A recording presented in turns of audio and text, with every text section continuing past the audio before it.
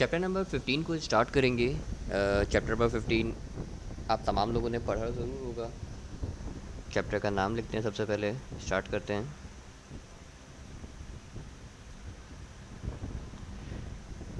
Chapter 15 मेरे पास है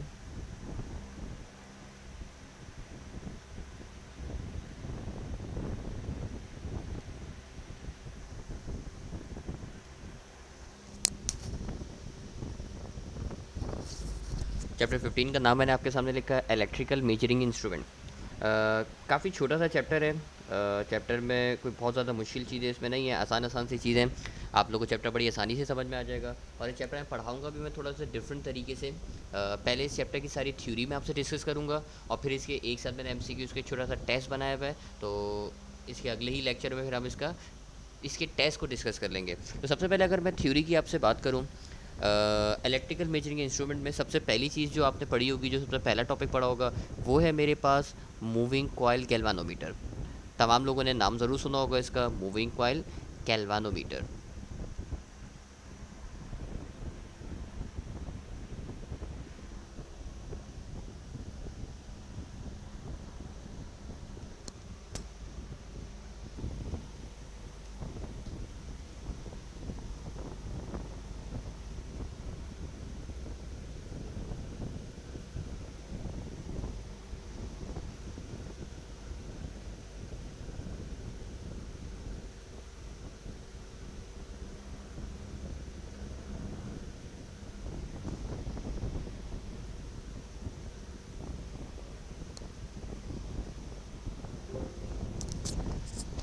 moving coil galvanometer की अगर बात की जाए, सबसे पहले मूविंग कॉइल गैल्वानोमीटर जो बनाया गया, जिसने बनाया उसके बारे में अगर मैं आपको बताऊं, तो उनका नाम हमारे पास है डी आर्सनवेल। डी आर्सनवेल ने ये मूविंग कॉइल गैल्वानोमीटर बनाया था, जिसको मॉडिफाई किया। मॉडिफाई करने वाले का नाम भी मैं आपको अगर बताऊं, तो उसका नाम था हमारे पास एडवर्ड वेस्टन। इन्होंने इसको मॉडिफाई किया। एडिशनल इन्फॉर्मेशन है, हो सकता है कभी आपकी हेल्प कर जाए, वैसे इस तरह के सवाल पूछता नहीं है। अच्छा, मूविंग कॉइल गैल्वानोमीटर है क्या? अगर मूविंग कॉइल गैल्वानोमीटर की आपसे बात की जाए, अगर आपसे बोला जाए इसकी डेफिनेशन बताइए, तो डेफिनेशन आप क्या लिखोगे? डेफिनेशन मैं आपको बताऊँ, डेफिनेशन इसकी सिंपल सी है कि गैल्वानोमीटर जो है इलेक्ट्रो मैकेनिकल इंस्ट्रूमेंट है which help us to detect a small amount of current। यानी गैल्वानोमीटर एक किस्म का इलेक्ट्रोमैकेनिकल इंस्ट्रूमेंट है जो कि हमें करंट मेजर करने में या करंट को डिटेक्ट करने में हेल्प करता है कि इस सर्किट में करंट मौजूद है या करंट मौजूद नहीं है। तो ये तो सिंपल सी डेफिनेशन हो गई गैल्वानोमीटर की। अब मैं अगर आपसे बोलूँ ना इसका प्रिंसिपल क्या है, आप मुझे प्रिंसिपल बताइए, तो प्रिंसिपल बड़ा ही सिंपल सा प्रिंसिपल है इसका। प्रिंसिपल भी मैं आपको बताऊँ, प्रिंसिपल भी आपको याद होना चाहिए। इसका प्रिंसिपल है मेरे पास कि torque produce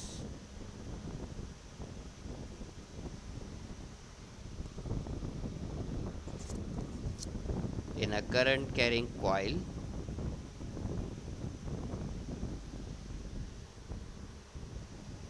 when placed in a magnetic field।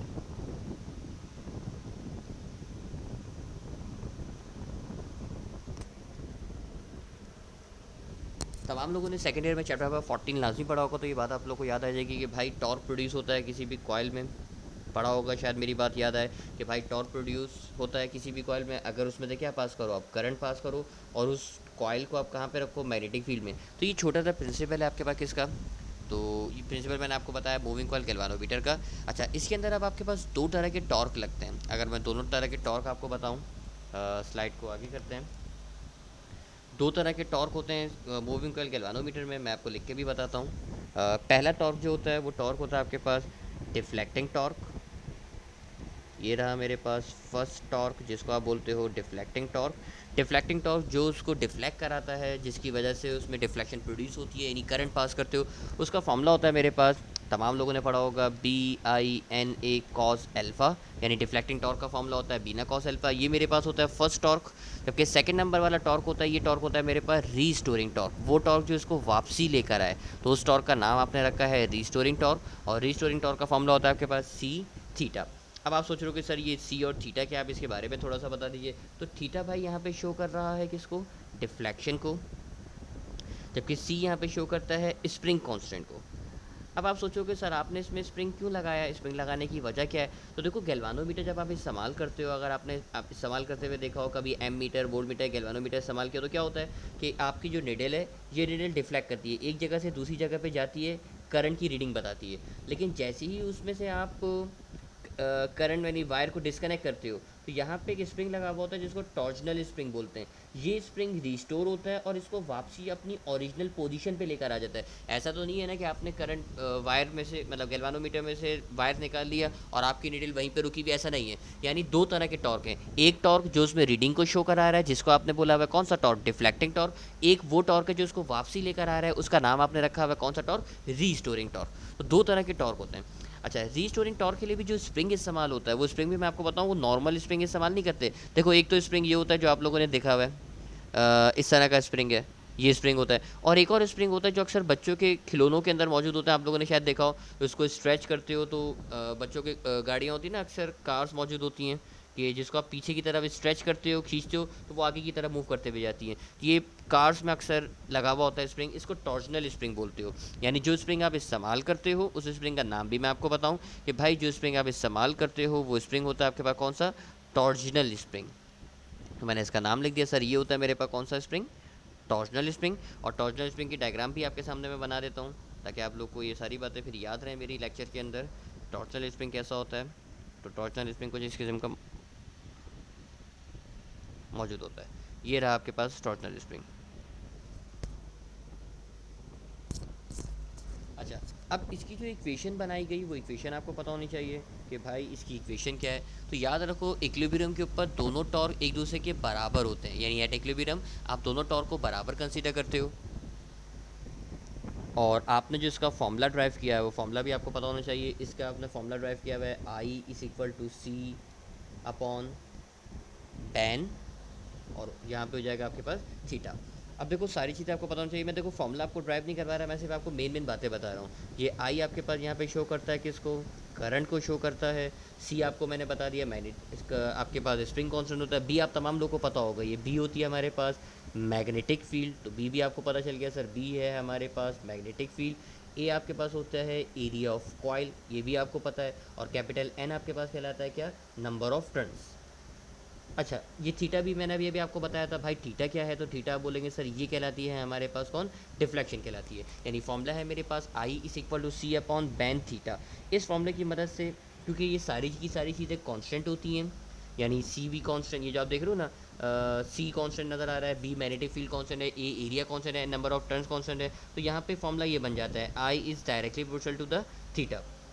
यानी करंट जो है डायरेक्टली प्रोपोर्शनल है डिफ्लेक्शन के, यानी जितनी ज़्यादा डिफ्लेक्शन होगी उतना ज़्यादा करंट पास होगा। कॉमन सेंस की बात है ना, अगर आपसे मैं कॉमन सेंस की भी अगर आपसे बात करूं तो आप लोग मेरी बात से आराम से मुतमईन हो जाओगे। देखो ये मेरे पास सपोज़ करो ये मेरे पास एक गैल्वानोमीटर था, इस गैल्वानोमीटर के अंदर से आपने करंट पास किया। एक दफ़ा इस गैल्वानोमीटर ने डिफ्लेक्शन इस जगह पे दी, यानी यहाँ पे डिफ्लेक्शन दे रहा था, और एक दफ़ा डिफ्लेक्शन इससे आगे पॉइंट पे दे रहा था। सपोज़ करो कलर चेंज करके करते हैं, एक जगह डिफ्लेक्शन इससे यहाँ पे दी। अब देखो फर्स्ट वाले केस में डिफ्लेक्शन कम है, सेकंड वाले केस में डिफ्लेक्शन जो है वो डिफ्लेक्शन कैसी है, ज़्यादा है। इसका मतलब फर्स्ट वाले में से करंट कम पास किया और सेकंड वाले में से करंट ज़्यादा पास किया। ऐसी हुआ ना कि देखो फर्स्ट वाले में से करंट कम पास किया तो उसमें डिफ्लेक्शन कम हुई, और सेकंड वाले में से करंट ज़्यादा पास किया तो डिफ्लेक्शन भी कैसी हुई, ज़्यादा। यानी जितना ज़्यादा आप करंट पास करोगे उतनी ज़्यादा क्या होगी, डिफ्लेक्शन होगी। तो यही इसका रिलेशन है, यानी I = यानी current is directly proportional to the deflection. तो ये छोटा सा टॉपिक था आपके पास किसका, गैल्वानोमीटर का। गैल्वानोमीटर के जो मेन टॉपिक हो सकता था सारा मैंने आपको बताया। गैल्वानोमीटर के बाद जो आपने अगला टॉपिक पढ़ा है वो अगला टॉपिक मैं आपको बताऊं। अगला टॉपिक आप तमाम लोगों ने पढ़ा होगा, सेंसिटिविटी ऑफ अ गैल्वानोमीटर।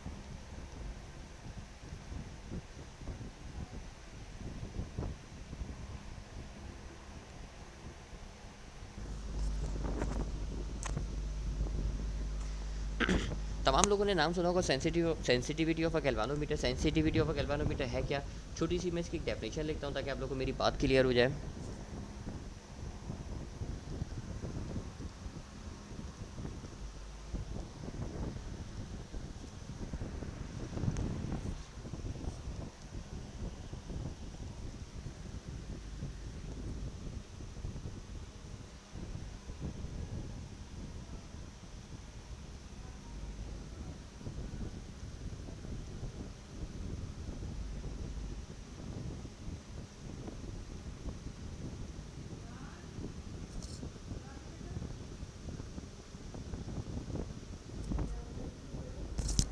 अब देखो मैंने फॉर्मूला आपके सामने लिखा है कि sir sensitivity of a galvanometer is the amount of reflection produce पर माइक्रो एम्पेयर करंट।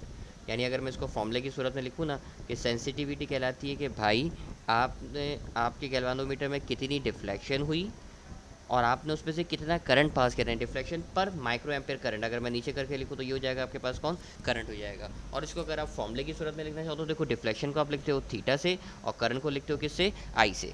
तो ये आपके पास फॉर्मूला है किसका, सेंसिटिविटी का। आपने इसका एक और फॉर्मूला पढ़ा होगा, बड़ा अहम फॉर्मूला, ये भी मैं आपको लिख के दिखाऊँ। आप लोगों ने जो इसका सेकंड फॉर्मूला पढ़ा है वो सेकंड फॉर्मूला बड़ा अहम, वो फॉर्मूला मेरे पास है sensitivity is equal to BAN/C। ये दोनों फॉर्मूले आपको याद रखने हैं। फर्स्ट फॉर्मूला याद रखना है sensitivity is equal to theta upon I यानी deflection upon current. Second formula याद रखना है sensitivity is equal to BAN/C। अब यहाँ से देख के आपको इसके फैक्टर्स मालूम करना आने चाहिए। अगर आपको इसके फैक्टर्स मालूम करना आ गए तो आप समझो एक आधा MCQ आपका इसी से रिलेटेड आ जाएगा कि इसके फैक्टर्स कौन कौन से हैं। जैसे सेंसिटिविटी का मैग्नेटिक फील्ड से रिलेशन डायरेक्ट है, एरिया ऑफ कॉइल से रिलेशन डायरेक्ट है, नंबर ऑफ टर्न से रिलेशन डायरेक्ट है। जबकि सेंसिटिविटी का स्प्रिंग कांस्टेंट से जो रिलेशन है वो रिलेशन कैसा है, इन्वर्स है। तो अब मैं चारों फैक्टर, चलो मैं इसके जल्दी से आपको बताऊं। मैंने आपसे लिखा फैक्टर्स, इसके कौन कौन से फैक्टर्स हो सकते हैं, एक एक फैक्टर को बड़े डेप्थ में हम डिस्कस करते हैं। अच्छा फॉर्मूला टॉप पे लिख लेते हैं ताकि आप लोग को याद रहे फॉर्मूला है क्या। फॉर्मूला मेरे पास है sensitivity is equal to BAN/C। अब आप देखो इसमें से जो फर्स्ट पॉइंट नज़र आ रहा है, चलो फर्स्ट पॉइंट को लिखते हैं। पहला पॉइंट है आपके पास कि आप मैग्नेटिक फील्ड को इंक्रीज़ कीजिए, यानी मैंने लिखा सर इंक्रीजिंग B, यानी मैग्नेटिक फील्ड को बढ़ाइए। अब देखो मैग्नेटिक फील्ड को अगर आपको बढ़ाना है, क्योंकि आपसे देखो ना सेंसिटिविटी और मैग्नेटिक फील्ड का जो आपस में रिलेशन है वो डायरेक्ट है, तो इसका मतलब आपको मैग्नेटिक फील्ड को बढ़ाना पड़ेगा। तो मैंने इसको लिख के भी दिखा दिया sir, sensitivity is directly proportional to the magnetic field. यानी जितनी ज़्यादा आप मैग्नेटिक फील्ड बढ़ाओगे, यानी जितना स्ट्रॉन्ग मैग्नेट यूज़ करोगे, उतनी ज़्यादा आपके पास क्या हो जाएगी, सेंसिटिविटी हो जाएगी। तो इसका एक रीज़न हो गया कि सर आपको ज़्यादा से ज़्यादा अच्छा मैग्नेट इस्तेमाल करना है ताकि मैग्नेटिक फील्ड ज़्यादा हो। अच्छा सेकंड नंबर पे जो लिखा हुआ है, अब देखो क्योंकि मैग्नेटिक फील्ड का और एरिया का भी रिलेशन डायरेक्ट है, तो आपने लिखा इंक्रीजिंग ए, यानी एरिया भी आपको क्या करना पड़ेगा, बढ़ाना पड़ेगा। यानी sensitivity is directly proportional to the area, यानी जितना ज़्यादा एरिया होगा कॉइल का उतनी ज़्यादा आपके पास क्या हो जाएगी, सेंसिटिविटी हो जाएगी। ये दूसरा फैक्टर हो गया। अच्छा तीसरे फैक्टर के ऊपर आओ तो आप बोलेंगे सर ये तो बात हमें फिर पता है, ये देखिए नंबर ऑफ टर्न से भी रिलेशन डायरेक्ट है, यानी इंक्रीजिंग नंबर ऑफ टर्न, यानी इंक्रीज़ करो किसको, एन को इंक्रीज़ करो, नंबर ऑफ टर्न्स को, यानी सेंसिटिविटी का डायरेक्ट रिलेशन है फिर दोबारा कैसे, नंबर ऑफ टर्न से। तो देखो ये बातें तो बड़ी आसान थी, तो आप तीनों रिलेशन खुद भी बना सकते थे, लेकिन जो चौथी चीज़ है ना, चौथी चीज़ बड़ी इंटरेस्टिंग है।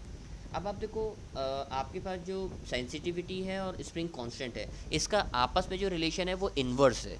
यानी अगर आपको सेंसिटिविटी बढ़ानी है तो स्प्रिंग कांस्टेंट को आपको क्या करना पड़ेगा, कम करना पड़ेगा। यानी आपको स्प्रिंग कांस्टेंट को डिक्रीज़ करना पड़ेगा। तो आपने लिखा सर डिक्रीजिंग C, यानी मैग्नेटिक फील्ड को, यानी स्प्रिंग कांस्टेंट को आप क्या करो, कम करो। अब आप स्प्रिंग कांस्टेंट को कम करोगे, स्प्रिंग कांस्टेंट को कम किया कैसे जाए, तो मैं लिख के भी दिखाता हूँ चलो आपको।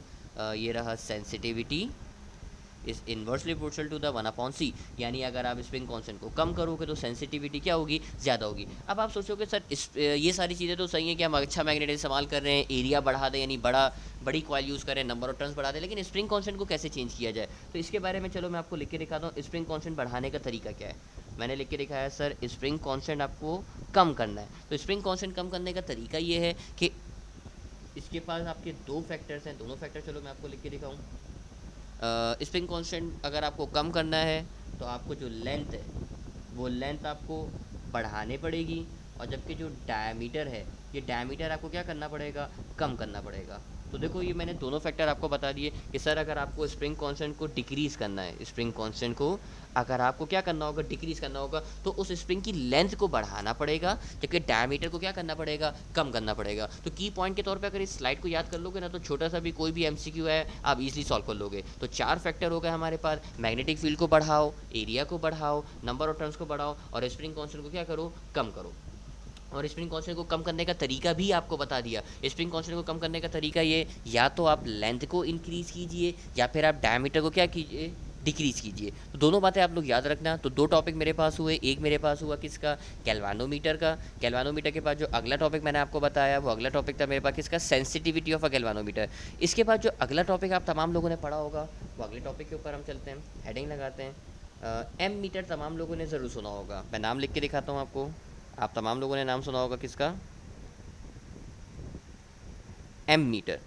अब देखो ये बात तो मैं आपको पहले भी बता चुका हूँ बार बार कि भाई हर वो चीज़ जिसके आगे मीटर लगा हुआ होता है इसका मतलब वो मेजरिंग इंस्ट्रूमेंट है। जैसे ammeter, voltmeter, thermometer, barometer, viscometer. तो हर वो इंस्ट्रूमेंट जिसके आगे मीटर लगा हुआ है वो कौन सा इंस्ट्रूमेंट है, मेजरिंग इंस्ट्रूमेंट। अब एम मीटर क्या मेजर करता है, तो एम मीटर मेजर करता है करंट, यानी यूज टू मेजर करंट। मैं लिख के भी दिखा देता हूँ एम मीटर क्या काम करता है। तो एम मीटर मेजर करता है किसको, करंट को।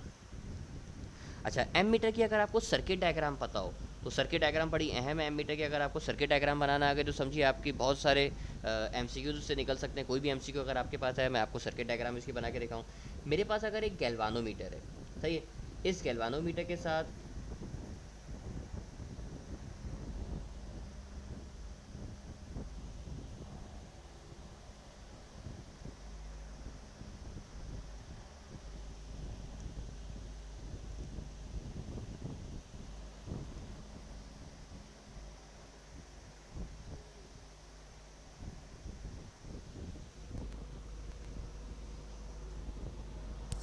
ओके याद होगा आपको गैल्वानोमीटर को कन्वर्ट करने का तरीका क्या था।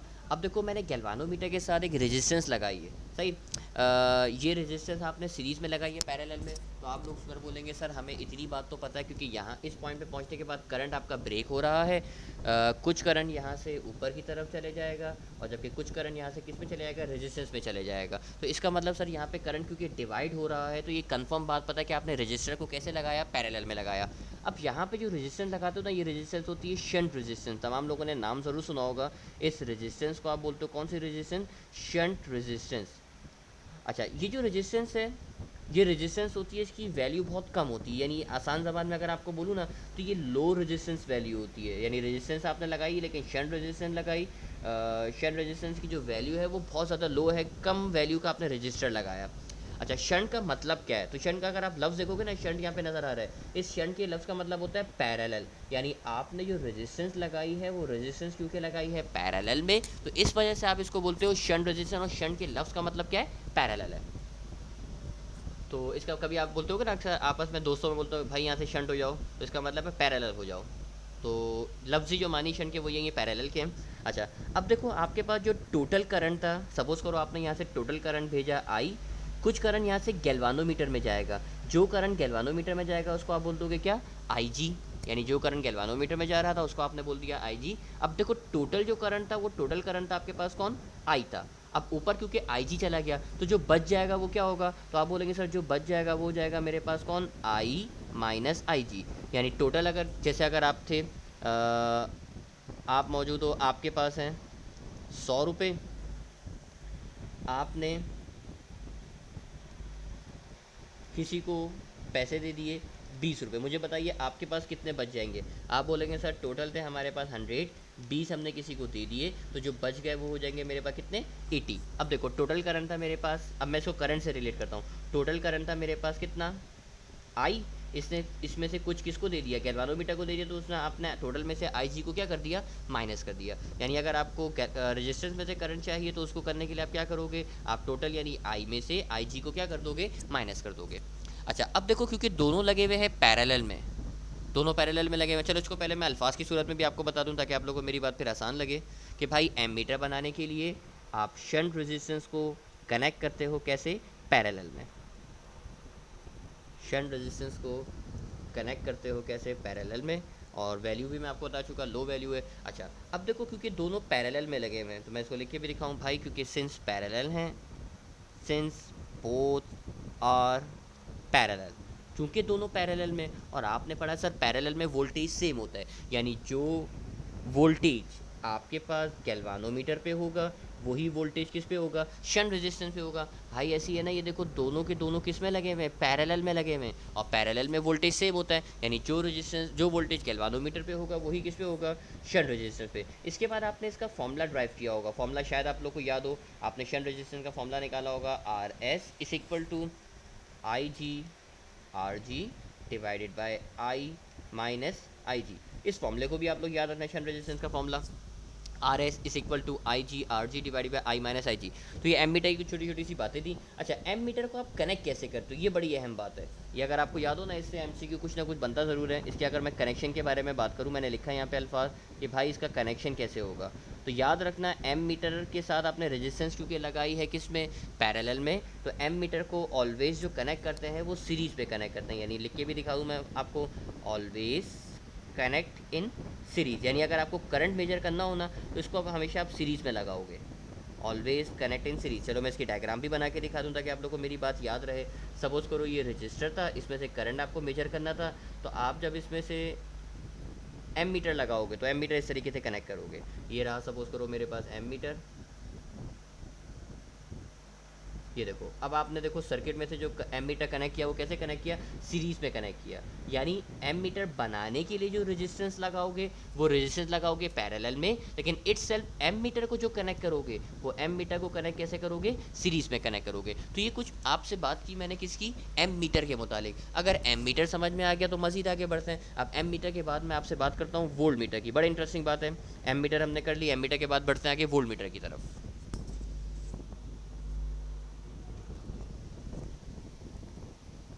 हेडिंग लगाई मैंने वोल्ट मीटर। आप बोलेंगे सर ये बात तो अब हमें पता चल गई, सर मीटर लिखा हुआ है, मीटर का मतलब मेजरिंग इंस्ट्रूमेंट है, वोल्ट मीटर लिखा हुआ है यानी ये जो चीज़ को मेजर करेगा वो क्या मेजर करेगा, वोल्टेज या फिर पोटेंशियल डिफरेंस मेजर करेगा, यानी वोल्टेज को मेजर करता है। अब मैं अगर इसकी सर्किट डायग्राम बनाऊँ तो सर्किट डायग्राम बड़ी अहम है इसकी। सर्किट डायग्राम मैं आपको बना के दिखाऊँ इसकी।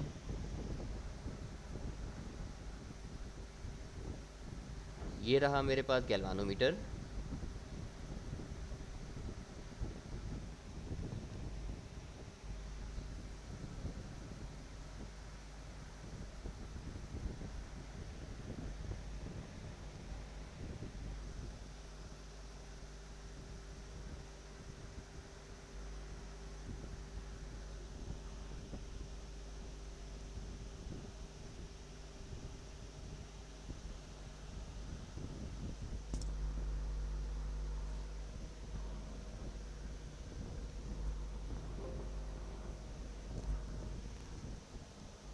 अब आप देखो गैल्वानोमीटर के साथ आपने रेजिस्टेंस को कनेक्ट किया।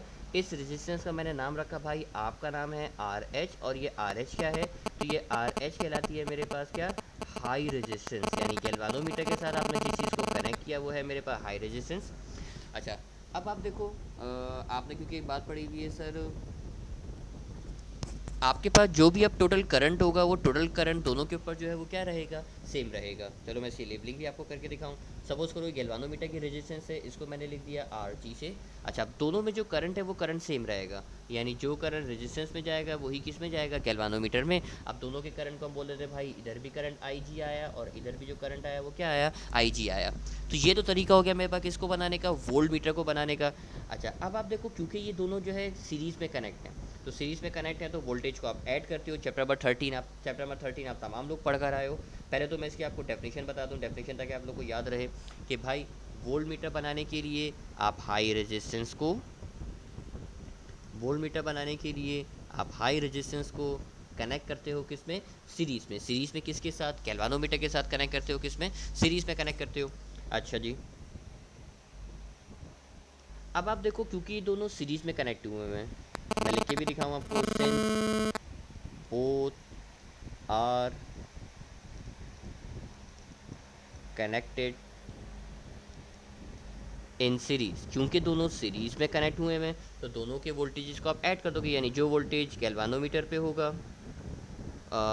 उस वोल्टेज के द्वारा ऐड करोगे वो वोल्टेज जो इस रेजिस्टेंस पे होगा यानी वी एच पे, और वही वोल्टेज हो जाएगा आपके पास टोटल, यानी वो वोल्टेज जो आपने यहाँ पे अप्लाई किया हुआ है, टोटल वोल्टेज यहाँ पे अप्लाई किया होगा ना आपने, इन दो एंड्स के दरम्यान जो वोल्टेज अप्लाई किया होगा उस वोल्टेज को आप किससे लिख रहे हो, यहाँ से वी से लिख रहे हो। अच्छा, अब इसके बाद जो आपने हाई रेजिस्टेंस का फॉर्मूला ड्राइव किया हो, फॉर्मूला ड्राइव किया हुआ है R H is equal to V upon I G minus R G. मेरा ख्याल नहीं है कि आप लोगों को सारी बातें बतानी चाहिए, लेकिन फिर भी आपको चलो बता देते हैं। आर जी पता है ना, आर जी क्या होता है? आर जी आप बोलेंगे सर आर जी कहलाता है रेजिस्टेंस ऑफ गैल्वानोमीटर, यानी आर जी कहलाएगा रेजिस्टेंस ऑफ, चलो लिख देते हैं पूरा, रेजिस्टेंस ऑफ गैल्वानोमीटर। अच्छा, ये आर एच क्या है? तो आप बोलेंगे सर आर एच तो हमें पता है, ये आर एच होती है हमारे पास कौन सी रेजिस्टेंस, हाई रेजिस्टेंस। बाकी वी आपको पता है भाई, वी होता है वोल्टेज, जबकि आई जी होता है आपके पास करंट ऑफ गैल्वानोमीटर। अब मैं आपसे अगर बोलूँ सर इसका कनेक्शन कैसे होगा, तो इसके कनेक्शन के बारे में बात करते हैं। मैं इसको भी लिख के दिखाऊँ, मैंने हेडिंग लगाई कनेक्शन। इसको कैसे कनेक्ट करोगे? तो देखो, वोल्ट मीटर बनाने के लिए आपने रेजिस्टेंस कनेक्ट किया था सीरीज़ में, लेकिन जब वोल्ट मीटर बन जाएगा तो volt meter should be connected in parallel. यानी वोल्ट मीटर को जब आप कनेक्ट करोगे तो वोल्ट मीटर हमेशा जो कनेक्ट होता है वो कैसे कनेक्ट होता है, पैरेलल में कनेक्ट होता है। देखो, दो अलग अलग बातें। वोल्ट मीटर बनाने के लिए जो रेजिस्टेंस कनेक्ट करोगे वो तो सीरीज़ में है, लेकिन जब वोल्ट मीटर बन जाता है, जब आपको सर्किट में मेजर करना होता है, जैसे मैंने अभी सर्किट डायग्राम बनाई थी ना, चलो मैं यहाँ पे भी सर्किट डायग्राम बना, तो मुझे सपोज करो इस रजिस्टर के अराउंड जो है ना वोल्टेज मालूम करना है, इसका वोल्टेज कितना है। तो अगर मैं इसके वोल्ट मीटर लगाऊंगा ना, तो वोल्ट मीटर को इस तरीके से कनेक्ट करूँगा। यहाँ से मैंने एक कनेक्शन लिया, यहाँ से मैंने एक कनेक्शन लिया, और यहाँ पे मैंने एक वोल्ट मीटर को कनेक्ट कर दिया। अब ये देखो, ये जो आपको वोल्ट मीटर नज़र आ रहा है, ये इस रेजिस्टेंस के साथ किस में लगा हुआ है, पैरेलल में कनेक्ट हुआ हुआ है। यानी ये जो वोल्ट मीटर लगा हुआ है, ये वोल्ट मीटर कनेक्ट हुआ हुआ है किस में, पैरेलल में। आप पिछली डायग्राम से कंपेयर कर लो, एम मीटर वाली जो डायग्राम है। ये देखो, यहाँ पे जब एम मीटर बना तो एम मीटर को आपने लगाया सीरीज़ में, लेकिन जब आपके पास बना वोल्ट मीटर तो वोल्ट मीटर को आपने कनेक्ट किया पैरेलल में। बस अपोजिट चीज़ है एक दूसरे के, यानी रेजिस्टेंस अगर सीरीज़ में होगी तो उसको कनेक्ट करोगे पैरेलल में, और अगर रेजिस्टेंस पैरेलल में होगी तो कनेक्ट करोगे सीरीज़ में। ये दोनों बातें आप तमाम लोग याद रख, आप तमाम लोग जो सुन रहे हो मेरी बातें, आप तमाम लोग याद रखना। एम मीटर वोल्ट मीटर से रिलेटेड इसके एमसीक्यूज में भी सॉल्व कराऊंगा आपको, सारे एक साथ सॉल्व कराएंगे। इसके बाद जो अगला टॉपिक है मेरे पास, अगले टॉपिक के ऊपर बढ़ते हैं।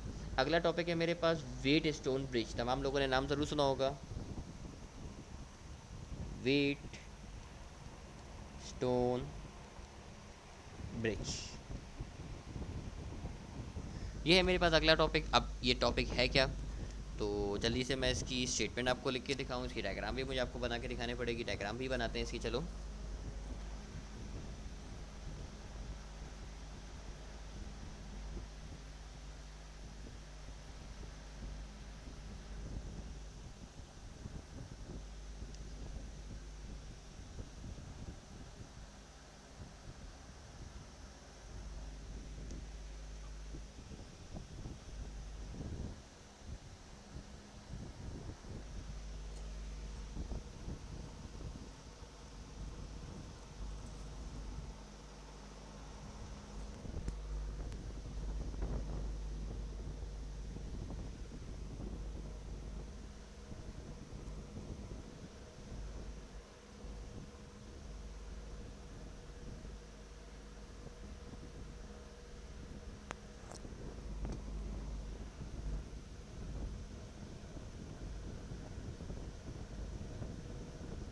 ओके, वेट स्टोन ब्रिज की आप तमाम लोगों ने ये डायग्राम ज़रूर पढ़ी होगी।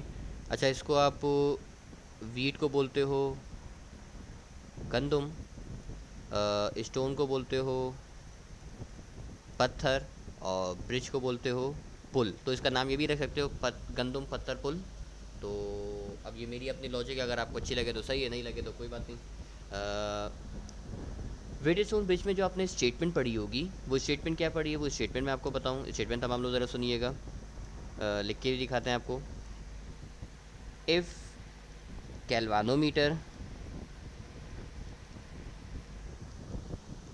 indicate no deflection,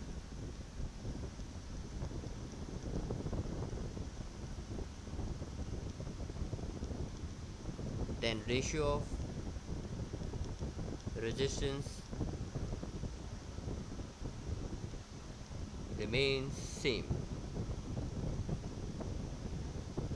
फॉर्मूला मैंने आपको लिख के दिखाया सर क्या है, if galvanometer indicate no deflection then ratio of the resistance remain same, यानी गैल्वानोमीटर में से अगर कोई करंट पास ना हो, यानी गैल्वानोमीटर में कोई डिफ्लेक्शन ना हो, तो उसके जो रेजिस्टेंस का रेशियो है वो सेम होता है। अब जो रेजिस्टेंस का रेशियो आप लोगों ने पढ़ा हुआ है, वो रेजिस्टेंस का रेशियो क्या पढ़ा है, मैं लिख के भी दिखाऊँ आपको, फॉर्मूला पढ़ा है ना आप लोगों ने, R1/R2 is equal to R3/R4, यानी रेजिस्टेंस का जो रेशियो है वो रेशियो आपस में क्या होता है, सेम होता है। अब इसको आप क्रॉस मल्टीप्लाई की सूरत में भी लिख सकते हो, वो अगर आपको वैल्यू मल्टीप्लाई करने को दे दे। तो ये बस छोटी सी फॉर्मूला याद रखना। अभी इसका एमसीक्यू आएगा, मैं एमसीक्यू आपको सारी थ्योरी के बाद सॉल्व कराऊंगा, तो एमसीक्यू जब आएगा तो ये फॉर्मूला भी आपको इस्तेमाल करना आ जाएगा। अच्छा, वोल्टेज की अगर मैं बात करूँ ना, जो वोल्टेज जिन जिन पॉइंट पे सेम रहता है वो ज़रा पॉइंट देख लो। सपोज करो ये पहला पॉइंट मैंने बोला कि भाई ये पॉइंट है पॉइंट ए, ऊपर वाला पॉइंट मैंने बोल दिया ये पॉइंट है मेरे पास पॉइंट बी, नीचे वाले पॉइंट को बोल दिया पॉइंट सी, और ये लास्ट वाले पॉइंट को बोल दिया पॉइंट डी। अब जो अगर बैलेंस ब्रिज हो, यानी मैं अगर लिख के दिखाऊँ बैलेंस्ड ब्रिज, बैलेंस ब्रिज का मतलब है कि गैल्वानोमीटर में कोई रिफ्लेक्शन नहीं है, यानी बैलेंस हुआ हुआ ब्रिज। तो इसका मतलब है कि सर जो वोल्टेज ए से लेकर बी तक होगा वही वोल्टेज होगा मेरे पास कहाँ से कहाँ तक, ए से लेकर सी तक, यानी इस वाले एंड पे यानी R1 पे, यानी जो वोल्टेज R1 पे होगा वही वोल्टेज मेरे पास किस पे हो जाएगा, वही वोल्टेज हो जाएगा R2 पे, यानी AB और AC। ये फर्स्ट पॉइंट आपके पास, और सेकंड पॉइंट आपके पास, यानी जो वोल्टेज जब BD पे होगा, यानी बी से लेकर डी तक, यानी जो वोल्टेज बी से डी तक होगा वही वोल्टेज हो जाएगा मेरे पास कहाँ से कहाँ तक, सी से डी तक। ये रहा आपके पास नज़र आ रहा है आपको कौन, R3 नज़र आ रहा है, और ये नज़र आ रहा है आपको कौन, R4 नज़र आ रहा है, यानी जो वोल्टेज आपके पास बी से डी पर होगा वही वोल्टेज होगा सी से डी पर। तो ये लेबलिंग की सूरत में अगर डायग्राम आपको दे दे ना पेपर में, एक डायग्राम आपको दे दे और बोले कि भाई कौन से पॉइंट पे वोल्टेज सेम होगा, कौन कौन से पॉइंट पे, तो देखो फर्स्ट वाले रेजिस्टेंस पे पहले वोल्टेज सेम होगा, फिर सेकंड वाले रेजिस्टेंस पे वोल्टेज सेम होगा। आप इसको ऐसे भी लिख सकते हो कि R1 और R2 पे वोल्टेज सेम होगा, फिर वही वोल्टेज होगा आपके पास किस पे, R3 और R4 पे वोल्टेज सेम होगा। तो ये टॉपिक था मेरे पास किससे रिलेटेड, टॉपिक मैंने आपको बताया वेटस्टोन ब्रिज से रिलेटेड।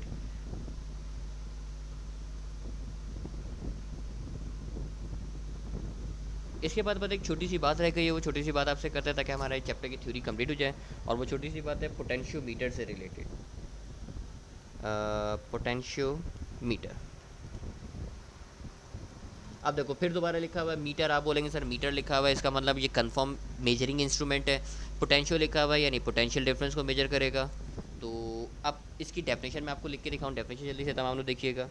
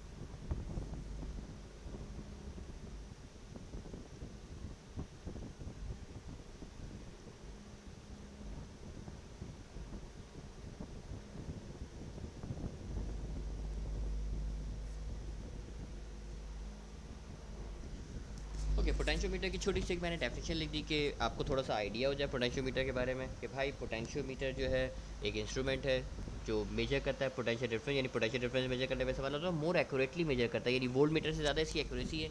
और इसके अलावा इस्तेमाल भी होता है to compare EMF of two cells.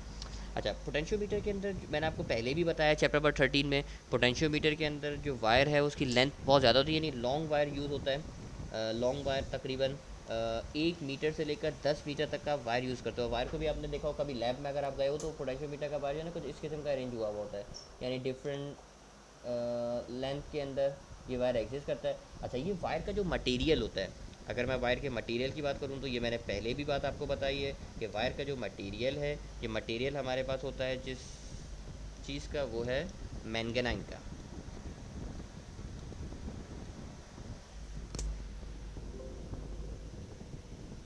अच्छा जी, अब सवाल ये था कि सर मटेरियल तो आपने मैंगनाइन यूज़ किया, मैंगनाइन क्यों यूज़ करते हो, तो याद है ना मैंगनाइन आप इसलिए यूज़ करते हो क्योंकि इसके अल्फ़ा की जो वैल्यू है, अल्फ़ा का मतलब क्या है, कोफिशिएंट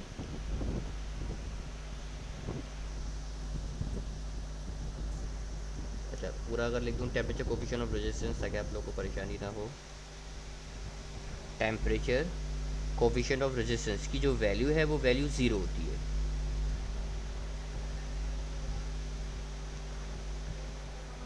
अच्छा, इस पोटेंशियोमीटर के फॉर्मूलों को आपको याद करने की ज़रूरत नहीं, क्योंकि फॉर्मूलों को हमारी बुक में कोई ख़ास डिस्कस नहीं किया गया, कोई ख़ास सवाल इससे रिलेटेड आता भी नहीं है। सिर्फ ये कुछ मेन सी बातें थी जो मैंने आप लोगों से डिस्कस कर ली।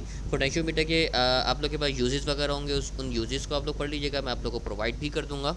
ये जब मैं आपको पूरी पीडीएफ प्रोवाइड करूँगा, उसमें कुछ यूजेस वगैरह लिखे हुए हैं कि पोटेंशियोमीटर को क्यों यूज़ किया जाता है, क्या है, तो उसके कुछ थ्योरेटिकल पॉइंट है, वो आपको मैं इंशाल्लाह प्रोवाइड कर दूँगा। तो यहाँ पहुँच के आपके पास चैप्टर नंबर 15 की यानी इलेक्ट्रिकल मेजरिंग इंस्ट्रूमेंट की जो थ्योरी थी वो थ्योरी कंप्लीट हो गई। इसके बाद आपको इसके टेस्ट की तरफ चलते हैं।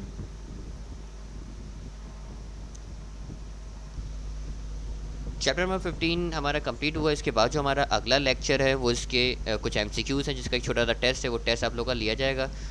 उम्मीद करते हैं आप तमाम लोगों को मेरी बात क्लियर होगी। अल्लाह हाफ़िज़।